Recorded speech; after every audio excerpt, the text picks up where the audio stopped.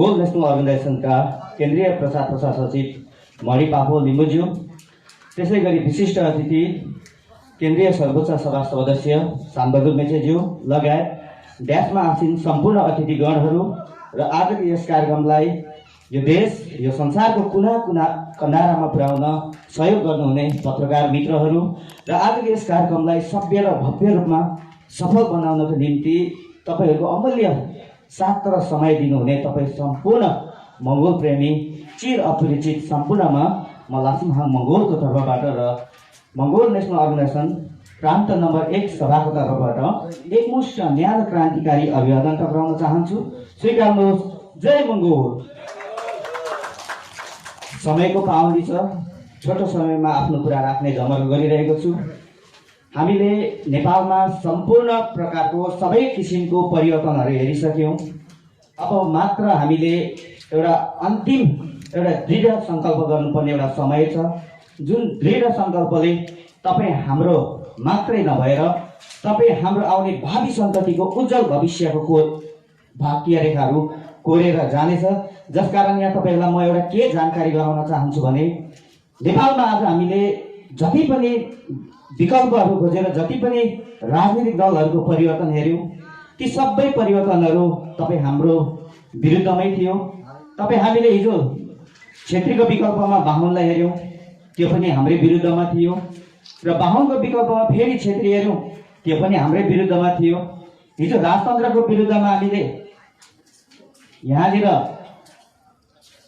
प्रजातन्त्र नाम गरेका केही बाहुनहरूलाई हेऱ्यौँ, त्यो पनि हाम्रै विकल्पमा थियो। ती सबै कुराहरू हाम्रै विकल्पमा हुनुको कारण एउटै मात्रै हो कि ती पार्टीहरू सबै सञ्चालन गर्ने विदेशी ब्राह्मण क्षेत्रीहरू हुन् र ती पार्टीहरूले हाम्रो विकास नगर्नुको कारण उनीहरूसँग मुख्य भिजन छैन, एजेन्डा छैन। जसकारण मैले अघि बिहान मात्रै एउटा समाचार पढेको थिएँ, त्रिभुवन विश्व विमानस्थलमा चरा खेदाउनको निम्ति 67 लाख चाहिँ गुलेरी र मटेङ्ग्रामा मात्रै खर्च गरेको थियो अरे। जुन खर्चहरू यहाँका मूलवासी मङ्गोलहरूको उत्थानको निम्ति खर्च गरेको भए के हुन्थ्यो? त्यो किन गर्दैन भन्दाखेरि उनीहरूसँग कुनै भिजन छैन। देशको राष्ट्रिय स्तरको विमानस्थलमा हामीले चरा खेदाउन यत्रो खर्चहरू बजेट छुट्याइराख्नु पर्ने, यो उनीहरूमा भिजन नभएको कारण हो। र अर्को यो मैले भन्नै पर्ने कुरा के छ भने हामी प्रान्त नम्बर 1 भित्रै बसेको कारण प्रान्तीय जुन एउटा नामाकरणको विषय अहिले एकदमै माहौल तातिरहेको छ। यो प्रान्त नम्बर 1 को नामाकरण नहुनुमा दुईटा कारण देख्छु म। एउटा भनेको कि बाहुन क्षेत्रीहरू असक्षम छन्, यिनीहरूमा भिजन छैन, जसकारण यिनीहरूले प्रान्त नम्बर 1 को नाम राख्न सकिरहेको छैन। किनभने जम्मै प्रान्तको नाम भइसक्यो, प्रान्त नम्बर 1 को नाम त राख्न सकेको छैन। दुईटा कारणमा एउटा कि त यिनीहरू असक्षम छन् कि त यिनीहरूसँग भिजन छैन। अर्को कारण भनेको जुन मुख्य कारण चाहिँ प्रान्त नम्बर 1 भित्र नै जुन 1989 1 जनवरीमा स्थापना भएको मङ्गोल नेशनल अर्गनाइजेसन ताते गर्दै वयस्क भएको प्रान्त 1 नम्बर हो। जसकारण प्रान्त नम्बर 1 मा मङ्गोल नेशनल अर्गनाइजेसन ताते गरेर वयस्क भयो। मङ्गोल नेशनल अर्गनाइजेसनले नै नेपालमा लोकतन्त्र, धर्मनिरपेक्ष र प्रान्तीयता हुनुपर्छ भनेर आवाज उठाएको थियो। प्रान्तीयताका निम्ति जेल निर्सहने 5 वर्ष भूमिगत हुने एमएनओ मात्रै हो। जसकारण यो क्षेत्रमा चाहिँ यो प्रान्तमा चाहिँ यो प्रान्तीयता अभावसित छ, यो चाहिँ खारेज गर्नुपर्छ भनेर उनीहरूले षड्यन्त्र रचिरहेको छ। जसको ज्वलन्त उदाहरण के छ भन्दाखेरि प्रान्त नम्बर 1 का मङ्गोलहरूलाई यिनीहरूले लडाउन खोजिरहेको छ। केही समय अगाडि विराटनगरमा लिम्बुवान किरा चाहिन्छ भन्दै एउटा टोली उभिरहेको देखेको थिएँ। त्यसको 2 दिन पछाडि उता अलिकति माथितिर खम्बुवान चाहिन्छ भनेर राई दाजुभाइहरू उभिरहेको देखेको थिएँ। त्यसको केही दिनपछि त फेरि शेर्पालुङ पनि चाहियो अरे। हुँदाहुँदै अस्ति भर्खर फेरि एउटा समाचार सुनेको, यहाँ त थारूवान पनि चाहियो अरे।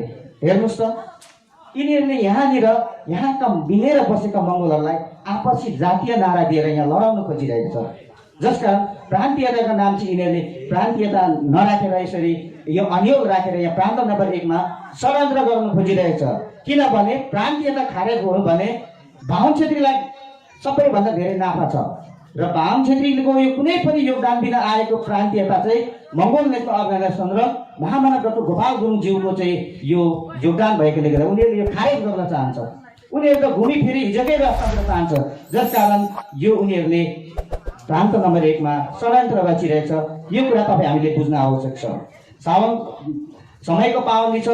अन्त्यमा म तपाईँहरूलाई एउटा केही प्रश्न गर्न चाहन्छु, जुन प्रश्नको जवाब तपाईँहरूले मलाई दिनु पर्दैन, यो सभामा दिनु पर्दैन, तपाईँहरूले तपाईँकै मनमा दिनुहोस् र तपाईँकै मनमा एउटा प्रतिबद्धता जाहेर गर्नुहोस्। के तपाईँ हिजो खोसिएको, हिजो जबरजस्ती मारिएको तपाईँको भाषा लिपि चाहनुहुन्छ? तपाईँ हिजो जबरजस्ती लुटिएको तपाईँको संस्कृति चाहनुहुन्छ? तपाईँ यो देशमा हराभरा भएर विकास भएको हेर्न चाहनुहुन्छ? तपाईँ यो देशको कुना कन्दरामा पिच भएर तपाईँको छोराछोरी राम्रो राम्रो शिक्षा दीक्षा भएर यहीँनिर मालिक भएर यही आफ्नै क्षेत्रमा सरकारी जागिर खाएको हेर्न चाहनुहुन्छ? चाहनुहुन्छ भने तपाईँले मङ्गोल नेसनल अर्गनाइजेसनको चुनाव चिन्ह कुखुराको भालेमा भोट दिनुहोस्। तपाईँ यो देशमा भ्रष्टाचार चाहनुहुन्छ?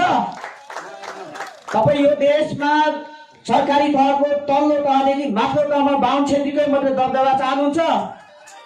तपाईँको भाषा लिपि संस्कार संस्कृतिलाई तपाईँ मार्न चाहनुहुन्छ भने त्यही कङ्ग्रेस एमाले माओवादीलाई नै भोट दिनुहोस्।